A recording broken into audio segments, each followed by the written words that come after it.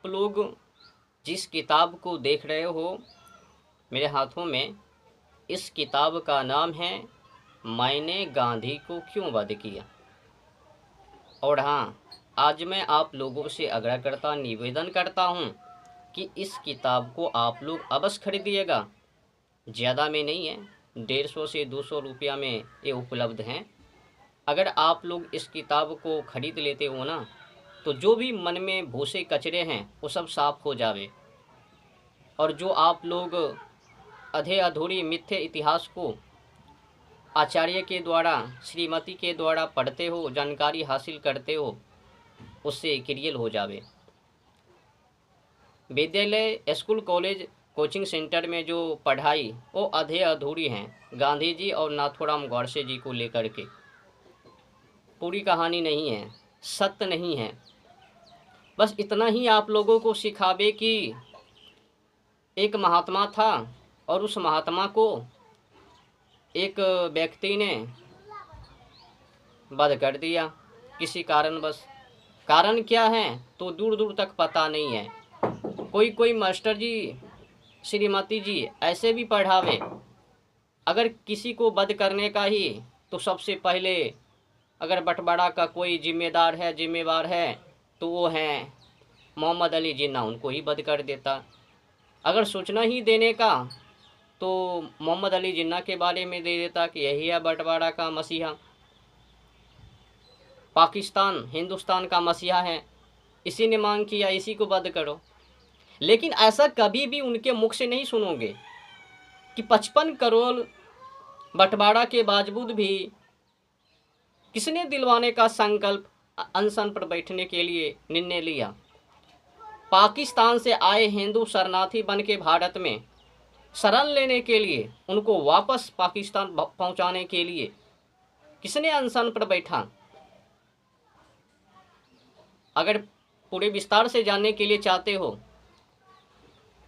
जो भी जानकारी हासिल की वो कुछ भी नहीं है। अगर इस किताब को पढ़ोगे, हजारों हजार एक महात्मा ने गलती किया है,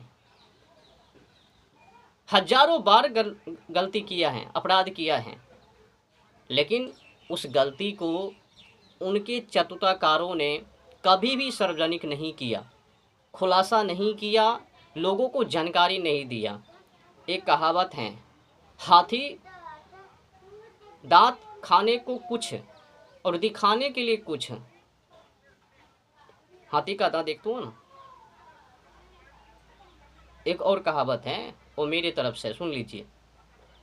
तो कहावत इस तरह से है, एक कहावत ही मात्र नहीं है, इसमें क्रांति है, सबक हैं, सीख हैं, संघर्ष हैं, बहुत अद्भुत हैं ये कहावत, सीखने को भी मिलवे। सुन लीजिए। शेर चढ़ गए फांसी फंदे पर, शेर चढ़ गए फांसी फंदे पर, गीदड़ बन गए राजा, 7,32,780 क्रांतिकारी एक बार फिर से आप लोग क्रांति करने के लिए आ जाएं। ये मेरे तरफ से हैं। जिस व्यक्ति ने SOS का जिंदगी, हर सुख समृद्धि का त्याग किया, घर परिवार का त्याग किया और मातृभूमि के चरणों में अपनी जीवन जिंदगी को समर्पित करके शहीद हो गए, कोई काला पानी से तो कोई लाठीचार्ज से, कोई खुद की तलवार से, खुद की गोली से, कोई फांसी फंदे पर लटक रहे हैं, लटक गए, उनका कोई वैल्यू नहीं। लेकिन हम लोगों को क्या पढ़ाते हैं, अगर ये नहीं तो नमक खाने को नहीं मिलता, अगर ये नहीं तो आज़ादी नहीं। फूल वाले चाचा ने फूल को सुंघा दिया और अंग्रेज भाग गए। हमारे देश के बापूजी ने नमस्कार किया, अंग्रेज चले गए, लेकिन सुभाष चंद्र बोस जी का अपमान कतई सहन नहीं। देखो, ज़्यादा विस्तार ना करके शॉर्टकट में जान लेते हैं। अगर विस्तार से जानने के लिए चाहते हो तो इस किताब को, बुक को अवश्य खरीदिएगा, आपसे निवेदन है। तो हिंदी बनाम हिंदुस्तानी, देखिएगा गलती, गांधी जी की बेतुकी मुस्लिम समर्थक नीति को भारत की राष्ट्रीय भाषा पर सवाल उठाने के उनके विकृत रवैया को इसने अधिक स्पष्ट रूप से समझाया और चित्रित नहीं किया जा सकता था। वैज्ञानिक भाषा के हर तरह के अध्ययन के बाद हिंदी की मांग सर्वाधिक है, इसीलिए इसे देश की राष्ट्रभाषा के रूप में स्वीकार किया जाना चाहिए। भारत में वापस आने पर गांधी जी ने हिंदी भाषा को बहुत प्रोत्साहन दिया, लेकिन यह देखते हुए कि मुसलमान हिंदी को नापसंद करते हैं, वे देशद्रोहियों की तरह दूसरी भाषा के पक्षपोषक समर्थक बन गए, जिसे कि हिंदुस्तानी कहा जाता था। भारत में हर कोई जानता है कि इस नाम की कोई भाषा नहीं है, इसका ना कोई व्याकरण है, ना तो शब्द भंडार है। वह केवल एक बोली है, बोलचाल की भाषा है, और तो और उसका कोई लिखित रूप भी नहीं है। वह एक घटिया भाषा है और हिंदी उर्दू का मिश्रण संकर भाषा। इसे गांधी जी के सारे कुतर्क भी लोकप्रिय नहीं बना सके। हालांकि मुसलमानों को खुश करने की उनकी इच्छा के कारण उन्होंने हिंदुस्तानी को राष्ट्रभाषा बनाने पर जोर दिया। माना जाता है कि उनके वफादार समर्थकों ने उसका आंख बंद के समर्थन किया, इसीलिए उन्होंने इस संकर भाषा का प्रयोग करना शुरू किया।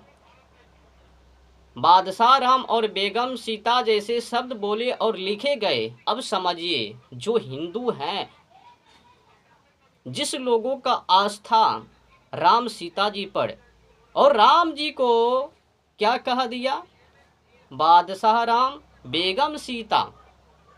क्या ये बेवकूफ़ी नहीं है? क्या ये गलती उसने नहीं किया? उनकी आंखों के तले ये सब, लेकिन बर्दाश्त कैसे? कतई अति है ना। तो आगे सुनिए। हालांकि महात्मा ने कभी भी मोहम्मद अली जिन्ना को पंडित जिन्ना या मौलाना आज़ाद को पंडित आज़ाद के रूप में संबोधित करने का साहस नहीं किया, लेकिन अपने आँखों से, अपने ही आँखों के सामने बादशाह राम बेगम सीता मंजूर हैं, लेकिन उल्टे करने सुनने का धैर्य एक महात्मा में नहीं है। कौन सा ये महात्मा है जो खुद्दीराम बोस जी का अपमान, भगत सिंह का अपमान, जो हमारे बॉस नेता सुभाष चंद्र बोस जी का अपमान, नेता सुभाष चंद्र बोस जी से ईर्ष्या, ऐसे महात्मा होवे? देखते जाओ। उनके सारे प्रयोग केवल हिंदुओं की कीमत पर ही हुआ करते थे। हिंदू मुस्लिम एकता की उनकी खोज एक तरफा थी। हिंदुस्तानी भाषा एक वेश्या की तरह हिंदी भाषा की शुद्धता और आकर्षण को ओढ़े मुसलमानों को खुश करने की कोशिश थी, और भारत के बाकी नागरिक को तो छोड़ो, कांग्रेसी भी उसे रामबाण औषधि समझकर गले से उतारने को तैयार नहीं थे। हिंदुस्तानी भाषा के समर्थन में कायम रहे। हालांकि हिंदू बहुसंख्यक थे, तो अपनी संस्कृति और मातृभाषा के प्रति अधिक समर्पित और वफादार होने के कारण दृढ़ साबित हुए, और उन्होंने महात्मा की इच्छा और आशा के सामने सिर झुकाने से इनकार कर दिया। इसका परिणाम यह हुआ कि गांधी हिंदी परिषद में प्रबल और ऊंचे पद पर नहीं पहुंच पाए, और उन्हें उस निकाय से त्याग पत्र देना पड़ा। इतना होने पर भी उनका घातक प्रभाव अभी भी बना हुआ है, और कांग्रेस सरकार अभी भी हिंदी या हिंदुस्तानी के बीच चयन करने में संकोच करती है। सामान्य ज्ञान और दिमाग रखने वालों को अभी भी मन में यह बात स्पष्ट हो जानी चाहिए कि 80% लोगों के द्वारा बोली जाने वाली भाषा ही देश की राष्ट्रीय भाषा बनने की अधिकारी होनी चाहिए। उनका मुसलमानों के प्रति दिखावटी सहयोग मानो उनकी मूर्खता का प्रमाण दे रहा था। सौभाग्य से हिंदी भाषा और देवनागरी लिपि के लाखों करोड़ों समर्थक हैं। उत्तर प्रदेश सरकार ने हिंदी को प्रांत की भाषा के रूप में अपनाया है। भारत सरकार द्वारा नियुक्त समिति ने संविधान के पूरे मसौदे का शुद्ध हिंदी में अनुवाद किया है, और अब कांग्रेस पार्टी को तय करना है कि वह विधानसभा में एकमत होकर हिंदी का समर्थन करे या फिर महात्मा के प्रति निष्ठा दिखाते हुए उनके इस महान देश में विदेशी भाषा थोपने के शैतानी प्रयास में दृढ़तापूर्वक साथ दे। व्यवहारिक दृष्टि से देखा जाए तो हिंदुस्तानी जैसे ही हैं, बस नाम दूसरा है, लेकिन उर्दू को चोरी छिपे हिंदुस्तानी कहना तस्करी करने जैसा है और राष्ट्रभाषा के रूप में स्थान देने की सोचना देश के साथ धोखाधड़ी करना है, जो अपराध है और यही महात्मा ने करने का प्रयास किया।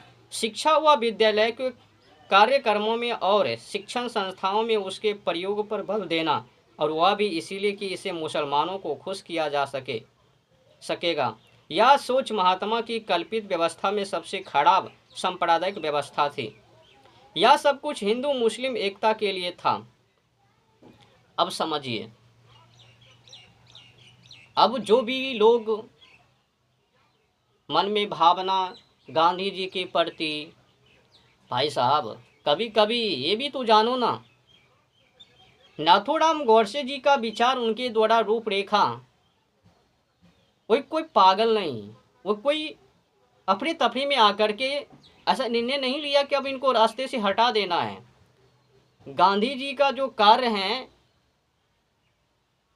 शुरू से और बंटवारा तक देख लो, जो भी हासिल किया ना कुछ मात्रा में, वो सब का सब हिंदुओं का नरसंहार के ऊपर ही, हिंदुओं की कुर्बानी के ऊपर ही वो सफल हो पाए। सत्य मानो तो हर हमेशा हिंदू मुस्लिम का तुष्टीकरण और मुस्लिम के पक्ष में। अब देखो, अब जो व्यक्ति कहता है कि आखिर नाथूराम गोडसे जी ने गांधी जी को मार्ग से ही क्यों हटा दिया, एक महात्मा को वध करना अपराध है। कैसा अपराध है भाई? क्या एक माँ के साथ धोखेबाजी करना वो अपराध नहीं है?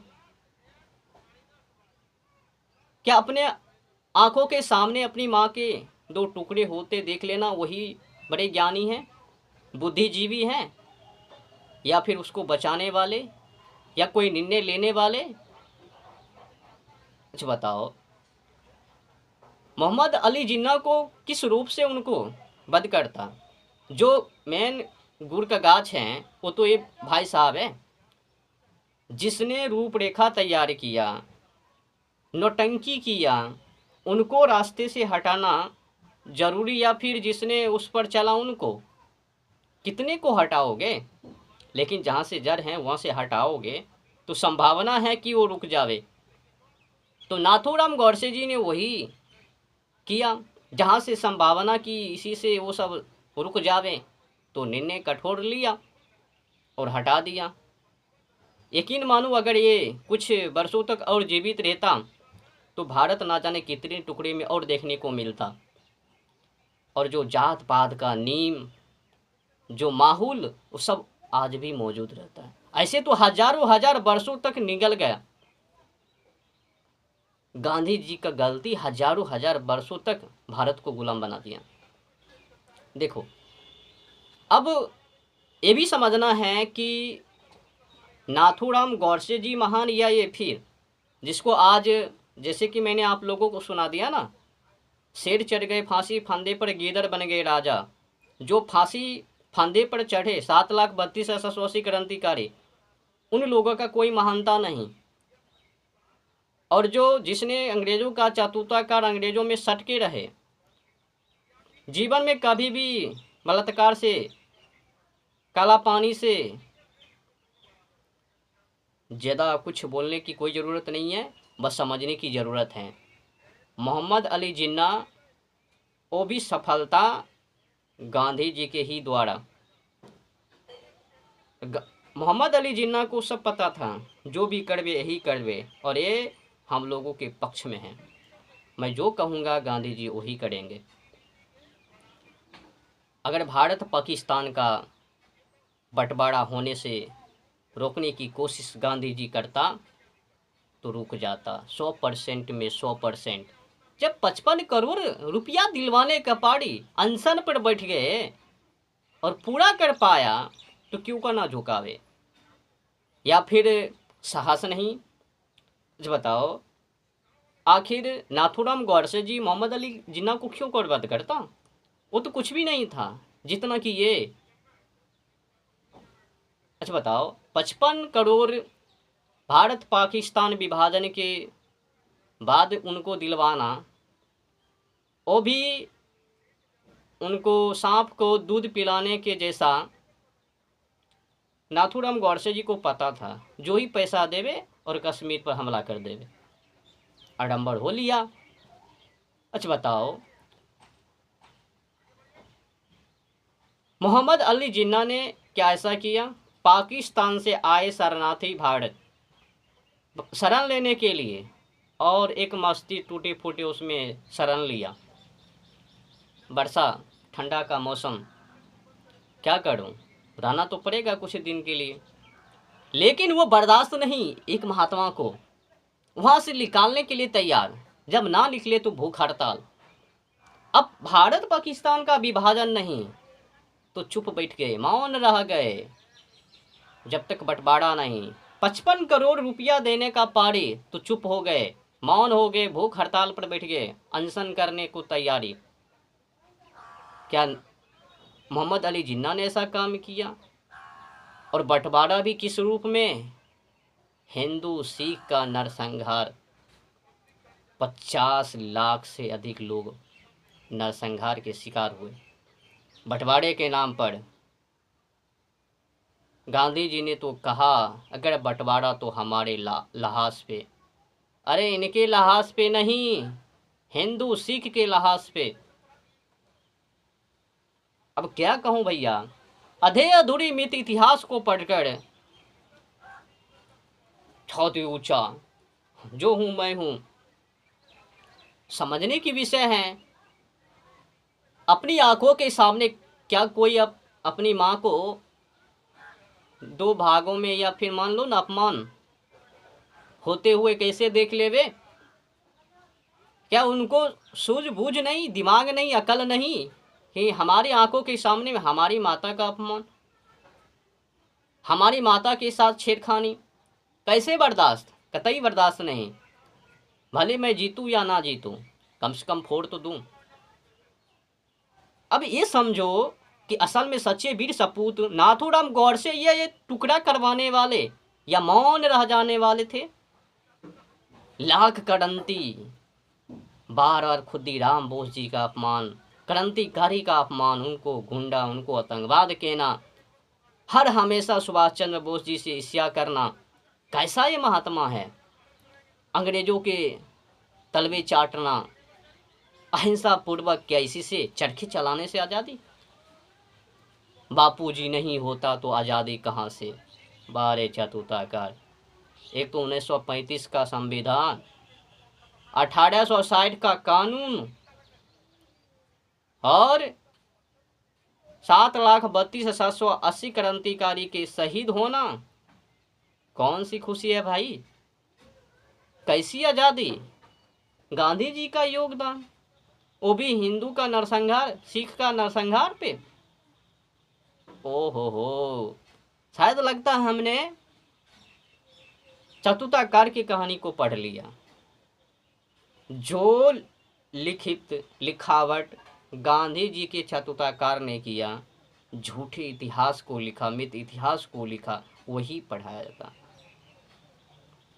देखो, जैसे कि मैंने आप लोगों को जानकारी दिया, अगर विस्तार से जानने के लिए चाहते हो कि आखिर नाथूराम गोडसे जी ने गांधी को क्यों वध किया, मूल वजह जानने के लिए चाहते हो, तो मैंने गांधी को क्यों मारा, या इस टाइप का भी मिल जावे, मैंने गांधी को क्यों वध किया, तो खरीदिएगा किताब को। ज़्यादा पैसा का नहीं है, 150 से 200 का है। सब गलती, सब अपराध सामने हैं। शुरुआत से अंत तक इसने क्या किया महात्मा के नाम पर, महात्मा थे या नहीं, या फिर नौटंकी मात्र, सब खुलासा है। लेकिन विद्यालय से जानने के प्रयास करोगे, जानने के लिए चाहोगे तो नहीं जान पाओगे। वहाँ इतना ही सिखावे कि एक महात्मा को एक व्यक्ति ने वध कर दिया, महात्मा अच्छे व्यक्ति थे, अंग्रेजों को झुका दिया, भगाने पर विवश करवा दिया। लेकिन 7,32,780 क्रांतिकारी का योगदान कैसा, किस तरह से, किससे डरा, कोई समस्या का हल नहीं। हाँ, सुभाष चंद्र बोस